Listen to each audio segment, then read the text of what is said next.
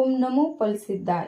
शिवशरणात मंडळी, गुरुप्रसादाची थोर या यूट्यूब चॅनेलवरती आपलं स्वागत आहे. ब्रह्मेति व्यापदेशस्य विषयं यं प्रचक्षते वेदांतिनो जगन्मूलं तं नमामि परम शिवम. या श्लोकाचा अर्थ आहे की पृथ्वी, आप, तेज, वायू आणि आकाश ही पंचमहाभूते आहेत. या पंचमहाभूतापेक्षा व्यापक असणाऱ्या परमात्म्याला वेदांती ब्रह्म असे म्हणतात. ब्रह्म म्हणजे सर्वात मोठे, सर्व व्यापक असे तत्व. अशा जगाच्या मूल कारणाला म्हणजेच परशिवाला माझा नमस्कार असो. तर मंडळी, आपल्याला भगवान शिवाबद्दल खूप प्रश्न पडलेले असतात, जसे की भगवान शिव स्मशानातच का राहतात, भूत प्रेत महादेवाचे गण का आहेत, महादेवाच्या मस्तकावर चंद्र का आहे, महादेवाला 3च डोळे का आहेत, महादेवाच्या हातामध्ये त्रिशूळ का आहे. अशा बऱ्याच प्रश्नांची उत्तरे आज आपण व्हिडिओमध्ये श्रवण करणार आहोत. देवांचे देव महादेव हे अद्भुत व अविनाशी आहेत. महादेव जेवढे सरळ आहेत तेवढेच ते रहस्यमय सुद्धा आहेत. त्यांचे राहणीमान, निवासस्थान सर्व काही इतर देवापेक्षा वेगळे आहेत. महादेवाशी संबंधित काही रोचक गोष्टी जाणून घेऊया. तर पहिला प्रश्न आहे की भगवान शिव यांना स्मशानाचे निवासी का म्हटले जाते. तर महादेवाला संपूर्ण कुटुंब असलेला देवता मानले जाते, परंतु तरीही ते स्मशानातच निवास करतात. हा संसार मोहमायेचा प्रतीक असून स्मशान हे वैराग्याचे प्रतीक आहे. भगवान शिव सांगतात की या संसारात राहून आपले कर्तव्य पूर्ण करावेत, परंतु मोहमायेपासून दूर राहावे, कारण हा संसार नश्वर आहे. कधी ना कधी हे सर्व नष्ट होणार आहे. यामुळे संसारात राहून कोणताही मोह न बाळगता आपले कर्तव्य पूर्ण करत वैरागीप्रमाणे आचरण करावे. दुसरा प्रश्न आहे, महादेवाच्या हातामध्ये त्रिशूळ का आहे. त्रिशूल हे भगवान शिवाचे प्रमुख अस्त्र आहे. त्रिशूळाकडे पाहिल्यावर 3 तीक्ष्ण टोक दिसतात. तसे पाहिले तर हे अस्त्र संहाराचे प्रतीक आहे, परंतु वास्तवात त्रिशूलामागे फार मोठा गूढ अर्थ दडलेला आहे. या जगात 3 प्रकारच्या प्रवृत्ती आहेत, सत, रज आणि तम. सत म्हणजे सत्यगुण, रज म्हणजे सांसारिक आणि तम म्हणजे तामसी अर्थात निशाचरी प्रवृत्ती. प्रत्येक माणसात या तिन्ही प्रवृत्ती आढळून येतात. फक्त या प्रवृत्तीचे प्रमाण प्रत्येकात वेगवेगळे असते. त्रिशूलातील 3 टोक या 3 प्रवृत्तीचे प्रतिनिधित्व करतात. भगवान शिव आपल्याला संदेश देतात की या तिन्ही गुणावर आपले नियंत्रण आहे. हा त्रिशूल तेव्हाच उचला जेव्हा कठीण परिस्थिती असेल, तेव्हा या तिन्ही गुणांचा आवश्यकतेनुसार वापर करा. तिसरा प्रश्न आहे, महादेवाला विष का प्यावे लागले. समुद्र मंथनातून निघालेले विष भगवान शिव यांनी आपल्या कंठात धारण केले. विषाच्या प्रभावाने त्यांचा कंठ निळा झाला आणि ते नीलकंठ नावाने प्रसिद्ध झाले. समुद्र मंथनाचा अर्थ आहे विचारांचे मंथन. मनामध्ये असंख्य विचार आणि भावना असतात. त्यांचे मंथन करून चांगले विचार आचरणात आणावेत. आपण रोज आपल्या मनाचे मंथन करू तेव्हा सर्वात पहिले वाईट विचार बाहेर पडतील. हेच विष असून हे वाईटाचे प्रतीक आहे. महादेवाने आपल्याला कंठात धारण केले, त्याचा प्रभाव शरीरावर होऊ दिला नाही. तसंच आपणही वाईट विचारांचा प्रभाव आपल्या मनावर न होऊ देता वाईट गोष्टीपासून दूर राहावे. तर चौथा प्रश्न आहे, महादेवाचे वाहन नंदी का आहे.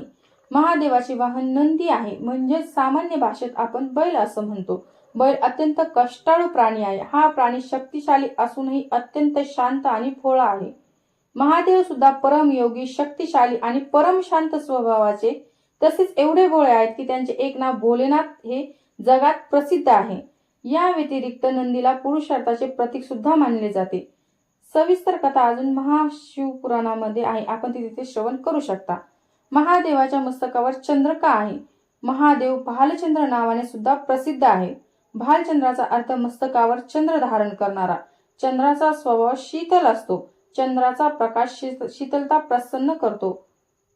चंद्राचा प्रकाश शीतलता प्रदान करतो. यातून महादेव आपल्याला असा संदेश देतात की आयुष्यात कितीही मोठे संकट आले तरी मन, बुद्धी शांत ठेवून कार्य करावे. बुद्धी शांत असल्यास कोणत्याही समस्येतून सहजपणे मार्ग काढला जाऊ शकतो. महादेवाला 3 डोळे का आहेत. धर्मग्रंथानुसार सर्व देवतांना 2 डोळे आहेत, परंतु महादेवाला 3 डोळे आहेत. 3 डोळे असल्यामुळे त्यांना त्रिनेत्रधारी असेही म्हणतात. डोळ्याचे काम आहे मार्ग दाखवणे आणि रस्त्यामध्ये येणाऱ्या अडचणीपासून सावध करणे. आयुष्यात विविध संकट येत राहतात, जे आपण लवकर ओळखू शकत नाही. अशा वेळी विवेक आणि धैर्य एका उत्तम मार्गदर्शकाप्रमाणे आपल्याला योग्य अयोग्य गोष्टीमधील फरक सांगतात. हा विवेक प्रेरणा रूपात आपल्यामध्ये असतो, फक्त तो जागृत करण्याची आवश्यकता असते. 7वा प्रश्न आहे, महादेव संपूर्ण शरीरावर भस्म का लावतात? आपल्या धर्मशास्त्रात सर्व देवी देवता अलंकार वस्त्र दागिने यांनी सुसज्जित असे दाखवलेले आहेत, तर महादेव फक्त मग्नचर्म गुंडाळलेले आणि भस्म लावलेले असतात. आघोरी, संन्यासी आणि इतर साधू आपल्या शरीरावर भस्म लावून फिरतात.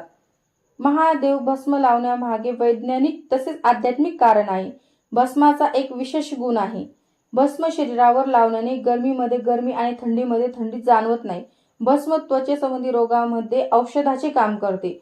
भस्म धारण करणारे महादेव हा संदेश देतात की हे पूर्ण विश्व नश्वर आहे आणि शेवटी फक्त आपल्या देहाची राखच उरणार आहे. त्यामुळे मानवाने कधीही अहंकार करू नये. 8वा प्रश्न आहे, महादेवाला बेलाचे पान का अर्पण करतात?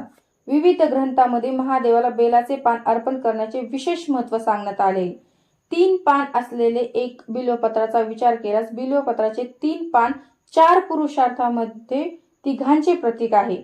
धर्म, अर्थ व काम हे तिन्ही निस्वार्थ भावनेने महादेवाला समर्पित करणाऱ्या व्यक्तीला 4था पुरुषार्थ म्हणजेच मोक्ष प्राप्त होतो अशी मान्यता आहे. 9वा प्रश्न आहे, महादेव गळ्यात साप धारण का करतात? महादेव जेवढे रहस्यमय आहेत तेवढेच त्यांचे वस्त्र आभूषण वेगळे आहेत.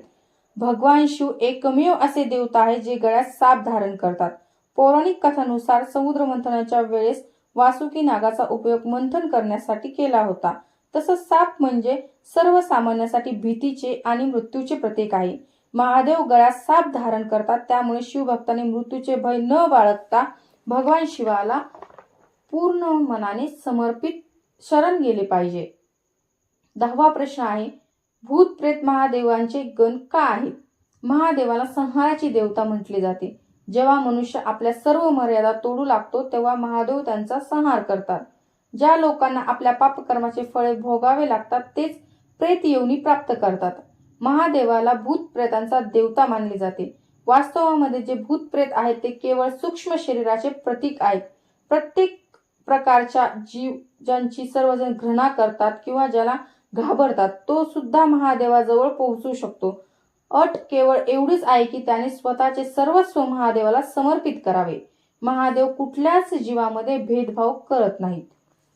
तर मंडळी, कसा वाटला आजचा व्हिडिओ कमेंट करून मला नक्की सांगा. धन्यवाद मंडळी.